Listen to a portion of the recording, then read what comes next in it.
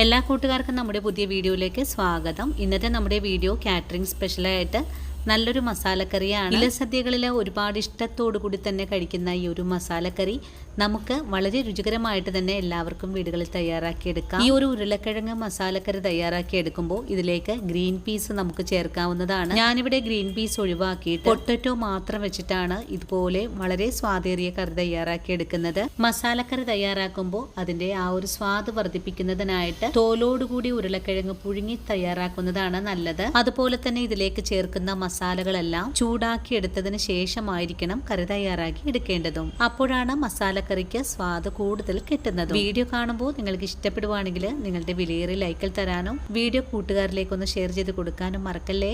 അപ്പോൾ ഉടൻ തന്നെ നമുക്ക് നമ്മുടെ വീഡിയോ കാണാൻ പോകാം.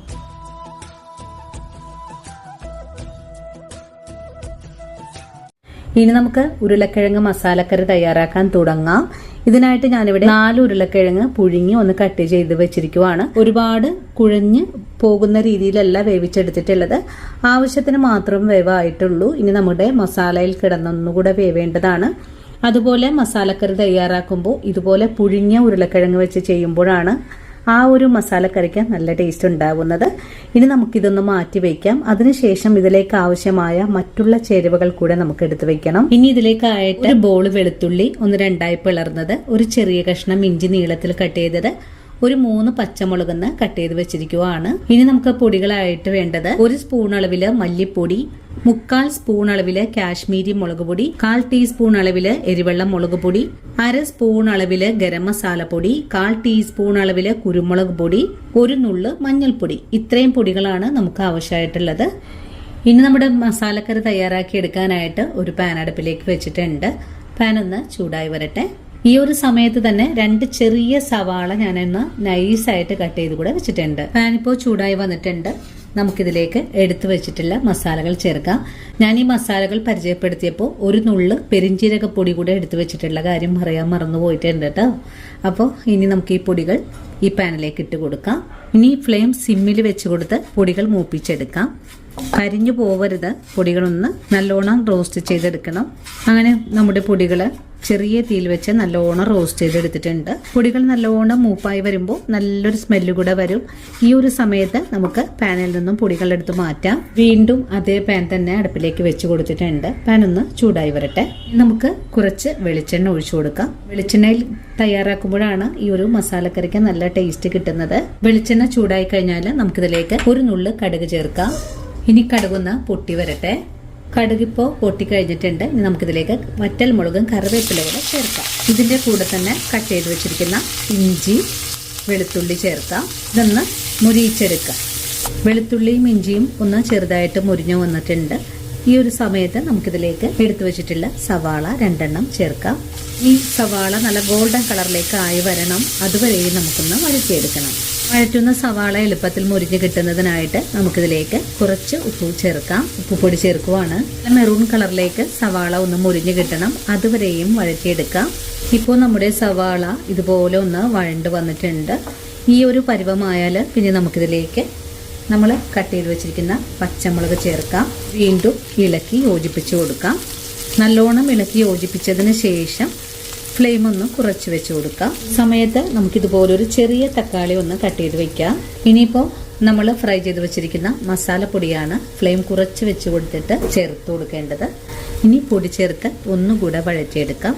പൊടികൾ പെട്ടെന്ന് കരിഞ്ഞു പോകും. അതിനാണ് ഫ്ലെയിം കുറച്ച് വെച്ച് കൊടുത്തിട്ടുള്ളത്. ഞാനിപ്പോൾ എടുത്തിട്ടുള്ള ഗരം മസാലയ്ക്ക് പകരമായിട്ട് നിങ്ങളുടെ കയ്യിൽ മീറ്റ് മസാലയോ ചിക്കൻ മസാലപ്പൊടിയോ ചേർക്കാവുന്നതാണ്. അങ്ങനെ പൊടികളും കൂടി ചേർത്തിട്ട് നല്ലോണം ഒന്ന് ഇളക്കി യോജിപ്പിച്ചിട്ടുണ്ട്. അധികം ഒന്നും മുരിയിച്ചെടുക്കേണ്ട ആവശ്യമൊന്നും തന്നെ ഇല്ല. ഇനി ഇതിലേക്ക് നമ്മൾ കാണിച്ച കുഞ്ഞ് തക്കാളി കട്ട് ചെയ്തത് ചേർക്കാം. ഒന്നുകൂടെ വഴറ്റിയെടുക്കാം. തക്കാളിയും കൂടി ചേർത്ത് ഒന്നുകൂടെ വഴറ്റി കഴിഞ്ഞാൽ പിന്നെ നമുക്കിതിലേക്ക് അല്പം ചൂടുവെള്ളമാണ് ഒഴിച്ചു കൊടുക്കേണ്ടത്. 1 കപ്പ് ചൂടുവെള്ളം ഒഴിച്ചു കൊടുക്കാം. ചൂടുവെള്ളം ഒഴിച്ചു കഴിഞ്ഞാൽ നല്ലോണം ഒന്ന് ഇളക്കി യോജിപ്പിച്ച് കൊടുക്കാം. മസാലയൊക്കെ ഒന്ന് വെന്ത് കിട്ടുന്നതിന് വേണ്ടിയിട്ടാണ് ചൂടുവെള്ളം ഒഴിച്ചു കൊടുത്തിട്ടുള്ളത്. നിങ്ങൾ പച്ചവെള്ളം ഒഴിച്ചു കൊടുക്കരുത് കേട്ടോ, ചൂടുവെള്ളം തന്നെ വേണം ഒഴിച്ചു കൊടുക്കാനായിട്ട്. ഇനി നമുക്ക് ഈ മസാലകളൊന്ന് വെച്ച് കൊടുക്കണം. അപ്പോഴേക്കും നമ്മുടെ തക്കാളിയൊക്കെ നല്ല പോലെ ഒന്ന് കുഴമ്പ് പരുവത്തിലേക്ക് ആയി കിട്ടും. ഒരു 2 മിനിറ്റ് നേരം മാത്രം ചെറിയ തീയിൽ വെച്ച് ഒന്ന് മൂടി വെച്ച് വേവിച്ചെടുത്താൽ മതിയാകും. അങ്ങനെ നമ്മുടെ മസാലകളൊക്കെ ഒരു 2 മിനിറ്റ് നേരം ഞാനിവിടെ മൂടി വെച്ചിട്ടുണ്ടായിരുന്നു. ഇനി മൂടി തുറന്ന് നല്ലപോലെ ഒന്നും കൂടെ ഇളക്കി യോജിപ്പിച്ച് കൊടുക്കാം. അതിനുശേഷം നമുക്കിതിലേക്ക് പുഴുങ്ങി വെച്ചിട്ടുള്ള ഉരുളക്കിഴങ്ങാണ് ചേർത്ത് കൊടുക്കേണ്ടത്. ഇനി നമുക്ക് ഉരുളക്കിഴങ്ങ് ചേർക്കാം. നല്ലപോലെ ഒന്ന് ഇളക്കി യോജിപ്പിച്ച് കൊടുക്കാം. 1 മിനിറ്റ് നേരം കൂടെ നമുക്ക് മസാലയിലിട്ട് ഉരുളക്കിഴങ്ങൊന്ന് വഴറ്റിയെടുക്കാം. ഇനിയിപ്പോൾ മസാലയിലിട്ട് കൊടുത്ത് നല്ലോണം ഒന്ന് വഴറ്റിയതിന് ശേഷം നമുക്കിതിലേക്ക് കുറച്ച് വെള്ളം കൂടെ ഒഴിച്ചു കൊടുക്കാം. അധികം ഒന്നും വെള്ളം ഒഴിച്ചു കൊടുക്കരുത്, കാരണം ഗ്രേവിയിൽ പൊതിഞ്ഞ രീതിയിലാണ് മസാലക്കറി ഇരിക്കേണ്ടത്. ഒന്നുകൂടെ മസാലകളൊന്ന് കിടങ്ങിലേക്ക് പിടിച്ചു കിട്ടാനും വേണ്ടിയിട്ട് മാത്രം കുറച്ച് വെള്ളം ഒഴിച്ചു കൊടുക്കാം. ഫ്ലെയിം കൂട്ടി വെച്ച് കൊടുത്തതിന് ശേഷമാണ് കുറച്ച് വെള്ളം ഒഴിച്ചു കൊടുക്കേണ്ടത്. ഇനി ഒരു നുള്ളു ഉപ്പും കൂടി ചേർത്ത് കൊടുക്കാം. വീണ്ടും നല്ലോണം ഒന്നും കൂടി ഇളക്കി യോജിപ്പിച്ചതിന് ശേഷം നമുക്കൊന്നുകൂടെ മൂടി വെച്ച് കൊടുക്കാം. കഷ്ണങ്ങളൊന്നും കുഴഞ്ഞു പോവരുത്. നല്ലോണം തിളച്ചു കഴിഞ്ഞാൽ ചെറിയ തീയിൽ വെച്ചാണ് നമുക്ക് ഈ കറി ഒന്ന് വേവിച്ചെടുക്കേണ്ടത്. അങ്ങനെ നമ്മുടെ കറിയുടെ മൂടി വെച്ചിട്ട് 1 മിനിറ്റ് ഒക്കെ കഴിഞ്ഞിട്ടുണ്ട്. ഇനി നമുക്ക് ഈ മൂടി ഒന്ന് തുറന്ന് നോക്കിയതിന് ശേഷം നല്ലോണം ഇളക്കി ഒന്ന് യോജിപ്പിച്ച് കൊടുക്കാം. ഇനി നമുക്ക് ഈ ഗ്രേവി ഇത്രയും ആവശ്യമില്ല, ഒന്ന് നമുക്കൊന്ന് വറ്റിച്ചെടുക്കണം. അതിനായിട്ട് ഒന്നുകൂടെ മൂടി വെച്ച് തന്നെ നമുക്ക് വേവിച്ചെടുക്കാം. 2 മിനിറ്റ് നേരം കൂടെ മൂടി വെച്ചിട്ടുണ്ടായിരുന്നു. ഒന്നുകൂടെ മൂടി തുറന്ന് നോക്കിയിട്ടുണ്ട്. കാണാലോ, മസാല നല്ല പോലെ വറ്റി കഷ്ണങ്ങളിലേക്ക് മസാല എല്ലാം പിടിച്ചു നിൽക്കുന്ന ഒരു പാകമാണ്. ഫുൾ ഫ്ലെയിം വെച്ച് കൊടുത്തതിന് ശേഷം ഒരു കാര്യം കൂടെ ചേർക്കാം. 1 സ്പൂൺ അളവില് വറുത്തരപ്പാണ്. വറുത്തരപ്പ് കൂടെ നമുക്കിതിലേക്ക് ചേർക്കാം. വറുത്തരപ്പും ചേർത്തിട്ട് ഇതെല്ലാം കൂട്ടി യോജിപ്പിച്ച് ഒന്ന് ഇളക്കി കൊടുക്കാം. അങ്ങനെ നമ്മുടെ വളരെ രുചികരമായിട്ടുള്ള കാറ്ററിംഗ് സ്പെഷ്യൽ ഉരുളക്കിഴങ്ങ് മസാലക്കറി ഇവിടെ റെഡിയാണ്. ഇനി നമുക്ക് ഉടൻ തന്നെ ഫ്ലെയിം അങ്ങ് ഓഫ് ചെയ്ത് കൊടുക്കാം. പിന്നെ നമ്മൾ ഇതിലേക്ക് ചേർത്തിട്ടുള്ള വറുത്തരപ്പിന്റെ വീഡിയോ ഞാൻ നേരത്തെ തന്നെ അപ്ലോഡ് ചെയ്തിട്ടുണ്ട്. കാണാത്ത കൂട്ടുകാര് ആ ഒരു വീഡിയോ നോക്കി വറുത്തരപ്പ് ഉണ്ടാക്കി സൂക്ഷിക്കണേ. അപ്പോൾ നമുക്ക് ഇതുപോലെ വളരെ എളുപ്പത്തിൽ തന്നെ വറുത്തരപ്പൊക്കെ കറിയിലേക്ക് ചേർക്കാനും സാധിക്കും. അങ്ങനെ നമ്മുടെ മസാലക്കറി നല്ലപോലെ ചൂടാറിയൊക്കെ വന്നിട്ടുണ്ട്. ഇനി നമുക്കൊരു സെർവിങ് ബൗളിലേക്ക് കൂടെ മാറ്റാവുന്നതാണ്. നിങ്ങൾ ഇതുവരെയും ഇതുപോലെയല്ല തയ്യാറാക്കിയിരുന്നതെങ്കിൽ ഈ ഒരു രീതിയിൽ ഒന്ന് തയ്യാറാക്കി നോക്കണം. അതുപോലെ വീഡിയോ കണ്ട് ഇഷ്ടമായിട്ടുണ്ടെങ്കിൽ നമ്മുടെ പേജ് ഒന്ന് ഫോളോ ചെയ്യാനും വീഡിയോ കുറിച്ചുള്ള അഭിപ്രായങ്ങൾ കമൻസ് ആയിട്ട് അറിയിക്കാനും മറക്കരുത്. അതുപോലെ ആദ്യമായിട്ട് നമ്മുടെ വീഡിയോ കാണുന്ന കൂട്ടുകാർ ആരെങ്കിലും ഉണ്ടെങ്കിൽ നമ്മുടെ ഫാമിലിയിൽ മെമ്പറാകാനും മറക്കല്ല കേട്ടോ. അപ്പോൾ ഇനിയും നല്ലൊരു വീഡിയോ ആയിട്ട് നാളെ കാണാം. അതുവരെയും ഒത്തിരി സ്നേഹത്തോടെ വീണ്ടും കാണാം.